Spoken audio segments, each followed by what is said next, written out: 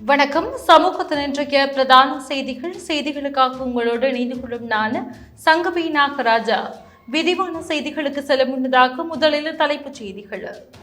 கைது செய்வதை தடுக்க ரிட் மனு தாக்கல் செய்தார் தேசபந்து தென்னகோன். மன்னார் உட்பட 3 பிரதேச சபைகளுக்கான வேட்புமனு தாக்கல். வெளியான அறிவிப்பு. கல்வியற் கல்லூரிகளின் நிலைமை மோசம், பிரதமர் அதிரடி நடவடிக்கை. வேலையில்லா பட்டதாரிகள் விடயத்தில் தோல்வியடைந்த அனுர, எதிர்க்கட்சி தலைவர் குற்றச்சாட்டு. கிழக்கில் இஸ்லாமிய கடும்போக்கு அமைப்பை வழிநடத்தும் மருத்துவர் ஞானசார தேரர் பகிரங்கம். ஐக்கிய மக்கள் சக்திக்குள் அமைதியின்மை, பதவி விலகினார் காமினி திலகசிறி. 5000 கடந்த பாடசாலை மாணவர்களின் இடைவிலகல், சபையில் ராதா எம்பி சுட்டிக்காட்டு. பல்கலைக்கு தகுதி பெற்றும் அனுமதி கிடைக்காத மாணவர்கள் நிற்கதியில், குகதாசன் எம்பி சுட்டிக்காட்டு.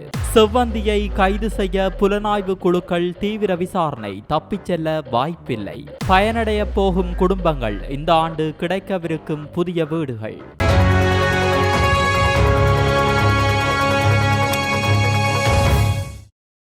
2023 ஆண்டு மாத்தறை வெலிகம பகுதியில் ஹோட்டல் மீது துப்பாக்கிச்சூடு நடத்தப்பட்ட சம்பவம் தொடர்பில் தன்னை கைது செய்யுமாறு நீதிமன்றினால் பிறப்பிக்கப்பட்ட உத்தரவை ரத்து செய்யுமாறு கோரி முன்னாள் போலீஸ் மாதிபர் தேசபந்து தென்னகோன் தனது சட்டத்தரணியூடாக சிவில் மேல் நீதிமன்றில் ரிட் மனு தாக்கல் செய்துள்ளார்.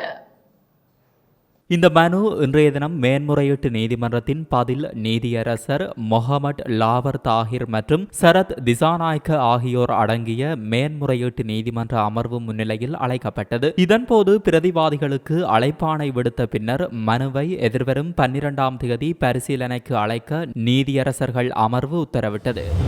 உள்ளூராட்சி மன்ற தேர்தலுக்கான மன்னார் பூநகரி மற்றும் தெஹியத்தகண்டிய பிரதேச சபைகளின் வேட்புமனுக்கள் ஏற்றுக்கொள்ளும் காலம் குறித்து அறிவிப்பு வெளியாகியுள்ளது. அதன்படி மார்ச் 24ஆம் தேதி முதல் மார்ச் 27ஆம் தேதி நண்பகல் 12 மணி வரை குறித்த பிரதேச சபைகளின் வேட்பு மனுக்கள் ஏற்றுக்கொள்ளப்படும் என தெரிவிக்கப்பட்டுள்ளது. அத்துடன் இன்று முதல் மார்ச் மாதம் 26ஆம் தேதி நண்பகல் 12 மணி வரை கட்டுப்பணம் செலுத்தலாம் என்று தேர்தல்கள் ஆணைக்குழு தெரிவித்துள்ளது. தற்போது தேர்தல்கள் நடைபெற வேண்டிய உள்ளூராட்சி சபைகளின் பட்டியல் அண்மையில் வர்த்தமானியில் வெளியிடப்பட்ட போது மேற்குறித்த பிரதேச சபைகளின் பெயர்கள் தவிர்க்கப்பட்டிருந்தன. குறித்த உள்ளூராட்சி சபைகள் தொடர்பில் நீதிமன்றத்தில் வழக்குகள் நிலுவையில் இருக்கின்ற காரணத்தால் தேர்தல் அறிவிப்புகள் இந்த சபைகளுக்கு விடப்படவில்லை என தெரிவிக்கப்பட்டிருந்தது. இந்நிலையிலேயே குறித்த 3 பிரதேச சபைகளும் வேட்புமனு தாக்கல் செய்வதற்கான காலம் அறிவிக்கப்பட்டுள்ளமை குறிப்பிடத்தக்கது. கல்வியற் கல்லூரிகளின் நிலை மிகவும் கவலைக்கிடமாக இருக்கிறது என பிரதமர் ஹரணி அமரசூரிய கவலை தெரிவித்தார்.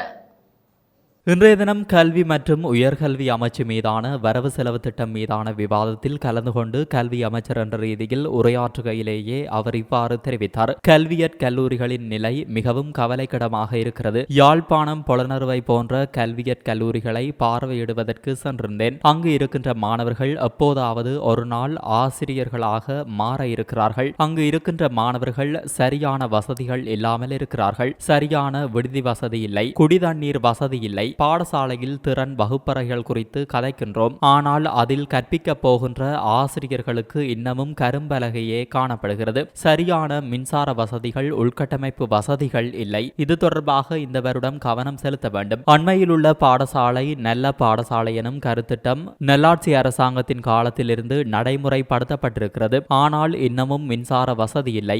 மதில்கள் இருக்கிறது, நுழைவாயில் கதவுகள் இல்லை, குறியீட்டு பலகைகள் இல்லை.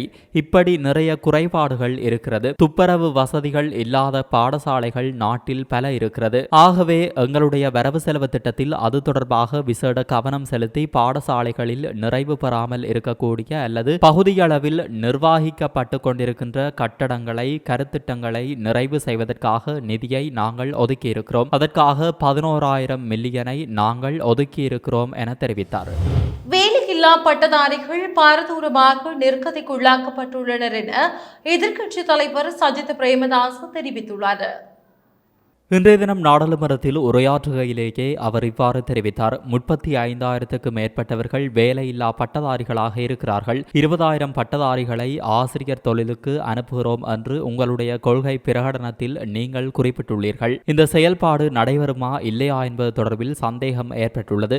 கொள்கை பிரகடனத்தில் இவ்வாறு தெரிவிக்கப்பட்டிருந்தாலும் 30,000 தொடக்கம் 40,000 வரையான பட்டதாரிகளுக்கு நிலையான ஒரு வேலை வாய்ப்பை வழங்குவதற்கு வரவு செலவு திட்டத்தினூடாக வழி கூறுவதற்கு ஜனாதிபதி தோல்வி அடைந்திருக்கிறார். ஜனாதிபதி வடமத்திய மாகாணத்தில் பட்டதாரிகளை சந்தித்திருக்கிறார். பரீட்சை பெறுபவர்கள் வெளியாகுவதற்கு முன்பாகவே ஆட்சேர்ப்பு செய்யப்பட்டிருக்கிறது. இவ்வாறு மாகாண ரீதியில் பல குறைபாடுகளுக்கு மத்தியில் வேலையில்லா பட்டதாரிகள் காணப்படுகிறார்கள். அவர்கள் பாரதூரமாக நிர்கதிக்குள்ளாக்கப்பட்டுள்ளனர் என தெரிவித்தார். கிழக்கு மாகாணத்தில் இஸ்லாமிய கடும்போக்குடைய அமைப்பு ஒன்றை அரசு மருத்துவர் ஒருவர் வழிநடத்துவதாக பொதுபல சேனா இயக்கத்தின் பொதுச் செயலாளர் கலக்குடு அத்தே ஞானசார தேரர் தெரிவித்தார். யூடியூப் அலைவரிசை ஒன்றுக்கு வழங்கிய நேர்காணலில் அவர் இந்த விடயத்தினை சுட்டிக்காட்டியுள்ளார். கல்முனை அரச வைத்தியசாலை ஒன்றில் கடமையாற்றி வரும் மருத்துவர் ஒருவரே இந்த கடும்போக்குவாத அமைப்பிற்கு தலைமை தாங்குகிறார் என அவர் தெரிவித்துள்ளார். இந்த வன்முறை குழு தன் ஆதரவாளர்களுக்கு உலகம் எந்த வேலைக்கும் தகுதியற்றது, குழந்தைகள் கல்வி கற்கக்கூடாது, புத்தகங்களை படிக்க வேண்டாம் என போதிக்கின்றது என தெரிவித்துள்ளார். மேலும் தங்களது வாழ்வை தெய்வத்திற்காக அர்ப்பணிக்க வேண்டும் எனவும் இந்த குழுவின் தலைவர் மக்களை வழிநடத்துவதாக தேரர் குற்றம் சுமத்தியுள்ளார். இந்த அமைப்பின் ஆதரவாளர்கள் தங்களது குழந்தைகளை பாடசாலைக்கு அனுப்புவதில்லை என ஞானசார தேரர் தெரிவித்துள்ளார். இவரது கருத்துக்கள் பல்லின மக்கள் வாழும் இந்நாட்டிற்கு பெரும் அச்சுறுத்தலாக இருக்கின்ற நிலையில் இனங்களுக்கிடையில் விரிசலையும் ஏற்படுத்துவதாக சமூக ஆர்வலர்கள் விமர்சிக்கின்றனர். இந்த நிலையில் இது குறித்து அரசு மௌனம் காப்பது இனங்களுக்கு இடையிலான விரிசலை மேலும் அதிகரிக்கும் என்றும் தெரிவிக்கின்றனர். ஐக்கிய மக்கள் சக்தி மற்றும் மகரகம தொகுதி அமைப்பாளர் பதவியில் இருந்து விலகுவதற்கு முன்னாள் மாகாண சபை உறுப்பினர் காமினி திலகசிறி தீர்மானித்துள்ளார். இன்று இடம்பெற்ற செய்தியாளர் சந்திப்பில் வைத்து அவர் இந்த அறிவிப்பினை வெளியிட்டுள்ளார். ஐக்கிய மக்கள் சக்திக்குள் நிலவும் அமைதியின்மை காரணமாக இந்த தீர்மானம் எட்டப்பட்டதாக அவர் குறிப்பிட்டுள்ளார். அருகில் உள்ள பாடசாலை சிறந்த பாடசாலை எனும் திட்டத்திற்கு அதிக நிதி ஒதுக்கப்பட்டிருந்தாலும் அதனுடைய பணிகள் இன்னமும் பூர்த்தி செய்யப்படவில்லை என நாடாளுமன்ற உறுப்பினர் வேலுசாமி ராதாகிருஷ்ணன் தெரிவித்துள்ளார். இந்த விடயத்தை தாம் அரசாங்கத்தின் கவனத்திற்கு கொண்டு வருவதாக இன்றைய குழுநிலை விவாதத்தின் போது ராதாகிருஷ்ணன் தெரிவித்திருந்தார். கல்வி அமைச்சின் கணக்கெடுப்பிற்கு அமைவாக 50,345 மாணவர்கள் இடைவிலகியுள்ளதாக தெரிவித்துள்ளார். நுவர்லியா மாவட்டத்தில் மட்டும் 2,754 பேர் இடைவிலகியுள்ளதாக தெரிவித்தார். மேலும் மலையக பெருந்தோட்ட பாடசாலைகளில் பட்டதாரி ஆசிரியர்களின் எண்ணிக்கையை அதிகரிக்க வேண்டும். மலையகத்திலிருந்து பல்கலைக்கழகத்திற்கு தெரிவாகும் மாணவர்களின் எண்ணிக்கை குறைவாக உள்ளதாகவும் அரசாங்கத்தை எந்த வகையிலும் குற்றம் சாட்ட முடியாது எனவும் இதுவே தேசிய மக்கள் சக்தியின் ஆரம்பம் எனவும் குறிப்பிட்டிருந்தார். அடுத்த வருட பாதீட்டின் போது தாம் குறிப்பிட்டவைகள் உள்வாங்கப்படவில்லை எனில் குற்றச்சாட்டுகள் சுமத்தப்படலாம் என ராதாகிருஷ்ணன் தெரிவித்தார். கல்வித்துறையை மேம்படுத்த வேண்டுமாயின் பாடத்திட்டம், கற்பித்தல் முறைமை, ஆசிரியர் பணிக்கான ஆட்சேர்ப்பு ஆகியவற்றில் பாரிய மாற்றங்கள் செய்யப்பட வேண்டும் என இலங்கை தமிழரசு கட்சியினர் திருகோணமலை மாவட்ட நாடாளுமன்ற உறுப்பினர் சண்முகம் குகதாசன் தெரிவித்தார். நிதி ஒதுக்கீடு, ஆளணி மற்றும் பௌதீக வள பற்றாக்குறைக்கு தீர்வு காணப்பட வேண்டும் எனவும் இன்றைய குழுநிலை விவாதத்தில் குகதாசன் வலியுறுத்தினார். உயர்தர பரீட்சையில் தேர்ச்சி பெற்று பல்கலைக்கு தகுதி பெற்றிருந்தும் பல்கலைக்கழக அனுமதி கிடைக்காத 1,00,000க்கும் அதிகமான மாணவர்கள் நிர்கதிக்குள்ளாகியுள்ளதாக சபையில் சுட்டிக்காட்டியுள்ளார். குறிப்பிட்ட தரப்பினருக்கு வழிகாட்ட வேண்டிய பொறுப்பு அரசாங்கத்திற்கு உள்ளதாக குறிப்பிட்டார். இலங்கையின் கல்வி முறை தொழிற்சந்தையுடன் இணைந்ததாக இல்லை. இதன் காரணமாக பட்டதாரிகள் தொழிற்சந்தையில் வேலை வாய்ப்பை பெற்றுக்கொள்ள முடியாத நிலையில் உள்ளதாக குறிப்பிட்டார். எனவே நாட்டினுடைய பாடத்திட்டங்களை தொழிற்சந்தையுடன் இணைந்ததாக மாற்றியமைக்க வேண்டும் என குகதாசன் வலியுறுத்தினார். பாதாள உலக கும்பலைச் சேர்ந்த கனிமுள்ள சஞ்சீவ படுகொலை செய்யப்பட்ட சம்பவத்தின் முக்கிய சந்தேக நபராக அடையாளம் காணப்பட்டுள்ள இஷாரா செவ்வந்தி இந்தியாவிற்கு தப்பிச் செல்லவில்லை என நம்பப்படுவதாக போலீஸ் ஊடக பேச்சாளர் புத்திக மனதுங்க தெரிவித்துள்ளார். செவ்வந்தி இந்தியாவிற்கு தப்பிச் சென்று விட்டதாக சமூகத்தில் பரவி வரும் வதந்திகள் குறித்து விளக்கமளிக்கும் போதே அவர் இவ்வாறு தெரிவித்தார். அவர் மேலும் தெரிவிக்கையில், சம்பவ தினமான பிப்ரவரி மாதம் 19ஆம் தேதி சில மணி நேரத்திற்குள்ளே செவ்வந்தி நாட்டை விட்டு வெளியேறுவதற்கான அனைத்து வழிகளும் அடையாளம் காணப்பட்டு பாதுகாப்பு நடவடிக்கைகள் முன்னெடுக்கப்பட்ட நிலையில் அவர் நாட்டை விட்டு வெளியேறுவதற்கான வாய்ப்புகள் மிக குறைவு. புலனாய்வு குழுக்கள் தங்களுக்கு கிடைக்கும் ஒவ்வொரு தகவலையும் ஆராய்ந்து வருகின்றனர். இவ்வாறான சம்பவங்களின் போது பல்வேறு வதந்திகள் பரப்பி விசாரணைகளை திசை திருப்புவதற்காக சிலர் இதுபோன்ற தகவல்களை வெளியிடுகின்றனர். செவ்வந்தியை கைது செய்வதற்கு புலனாய்வு குழுக்கள் தீவிரமான விசாரணைகளை முன்னெடுத்துள்ளனர் என குறிப்பிட்டுள்ளார். இந்திய உதவி திட்டத்தின் கீழ் இந்த ஆண்டு 4700 பெருந்தோட்டத்துறை வீடுகள் கட்டப்படும் என எதிர்பார்க்கப்படுவதாக பெருந்தோட்டத்துறை மற்றும் சமூக உட்கட்டமைப்பு அமைச்சர் சமந்த வித்யாரத்ன தெரிவித்துள்ளார்.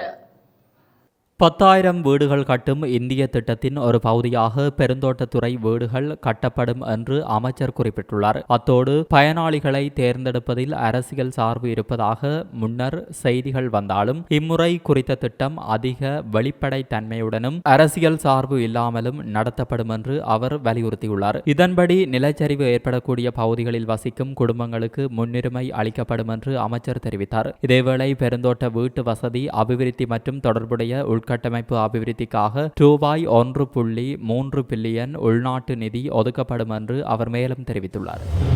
முல்லைத்தீவு மாவட்டத்தின் தொடுக்காய் கல்வி வலயத்திற்குட்பட்ட தேனியன்குளம் அரசு தமிழ் கலவன் பாடசாலையில் உள்ள குறைபாடுகளை நிவர்த்தி செய்யுமாறு கோரி பெற்றோர் பாடசாலை வாயிலை மூடி ஆர்ப்பாட்டத்தில் ஈடுபட்டனர்.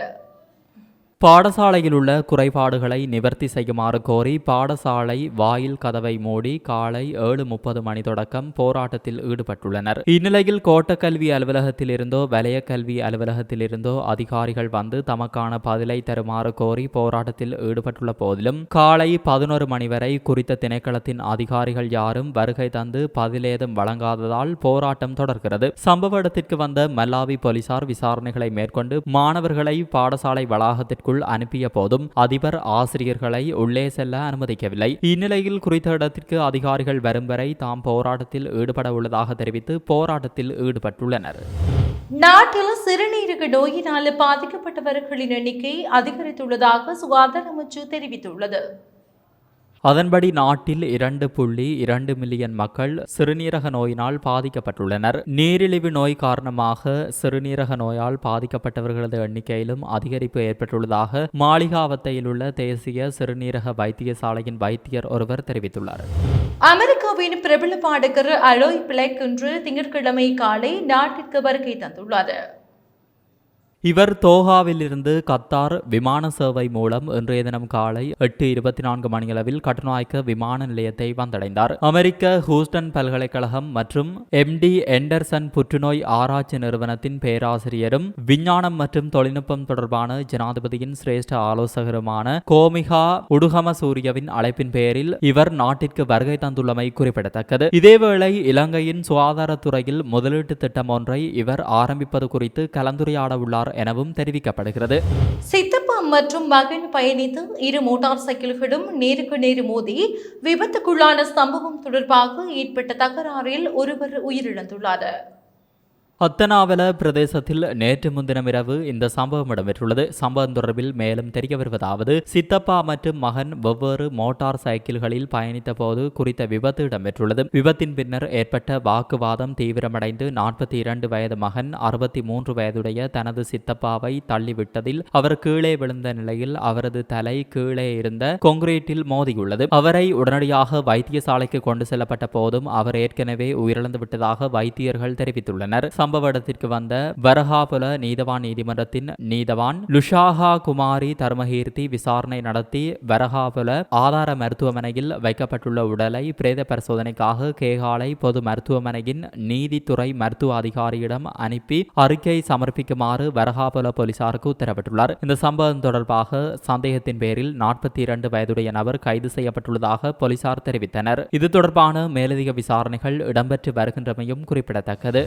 இத்துடன் சமூகத்தின் இன்றைய பிரதான செய்திகள் நிறைவு பெறுகிறது. தொடர்ந்தும் சமூகத்தோடு இணைந்திருங்கள். நன்றி. இது போன்ற செய்திகளை தெரிந்து கொள்ள சமூகம் நியூஸ் சேனலை சப்ஸ்கிரைப் செய்து அருகில் உள்ள பெல் பட்டனை கிளிக் செய்யுங்கள். மேலும் இது போன்ற செய்திகளை உடனுக்குடன் தெரிந்து கொள்ள சமூகமீடியா.com என்ற இணையதளத்தின் வாயிலாகவும் எங்களுடன் இணைந்திருங்கள்.